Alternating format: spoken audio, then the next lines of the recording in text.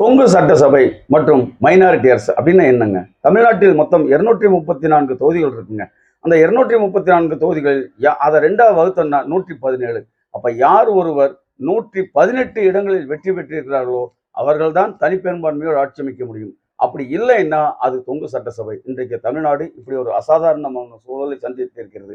ஏன்னா தாவேகா தனிப்பெரும் கட்சியாக உருவாகி இருக்கிறது, திமுக எதிர்கட்சியாக இருக்கிறது, அதிமுக ஆட்டத்திலேயே கிடையாதுங்க.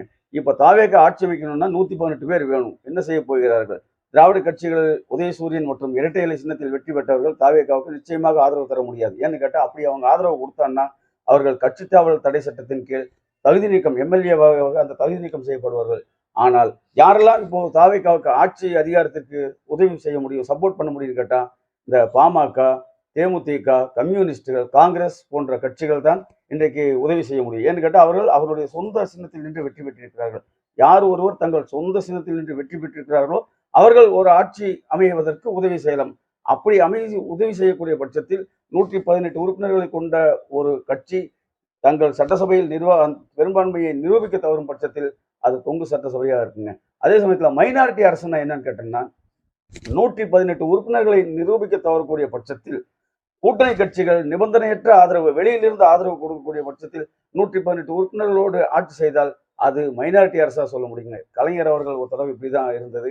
அவர் ஆட்சி செய்யும் போது பெரும்பான்மை உறுப்பினர்கள் அவங்க கிட்ட கிடையாது. ஆனால் கூட்டணி கட்சிகள் நிபந்தனையற்ற ஆதரவு கொடுத்தாங்க. அந்த நிபந்தனையற்ற ஆதரவோடு கலைஞர் அவர்கள் ஆட்சி செய்தார்.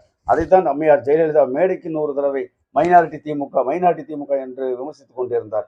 எனவே தமிழ்நாட்டிற்கு கொங்கு சட்டசபை என்பது ஒரு ஆபத்தான ஒரு விஷயம். ஏனென்றால் மக்களின் வரிப்பணம் வீணாக போகும். திரும்ப புதுசா ஒரு தேர்தல் வந்தால் அதை தமிழகம் எதிர்கொள்வதற்கு ரொம்ப சிரமப்படும். மக்களுக்கு தான் வரிச்சுமை அதிகமாகுங்க. இப்போ என்ன செய்ய போறீங்கன்னு கேட்டதுக்கு தாவேகாவின் பிரதிநிதி திரு செங்கோட்டையன் அவர்கள் வெயிட் அண்ட் சீ என்று சொல்லியிருக்கிறார். இப்போ மக்களாகிய நாங்களும் விஜய் அவர்கள் சொன்னதை போல நாம வெயிட்டிங் அப்படின்னு தான் சொல்லணும். ஏன்னு கேட்டால் கொங்கு சட்டசபையை அவர்கள் அமைக்கக்கூடிய பட்சத்தில் ஒரு பெரும்பான்மையை கூட்டணி கட்சிகளோடு சேர்ந்து அமைக்கக்கூடிய பட்சத்தில் ஆட்சியை தக்க வைத்துக் கொள்ள முடியும். இல்லை என்றால் தாவேகாவின் சொல்வது போல ஆட்சி என்பது இதாங்க. தொடர்ந்து இணைந்திருங்கள். அரசியல் பேசலாம். நன்றி.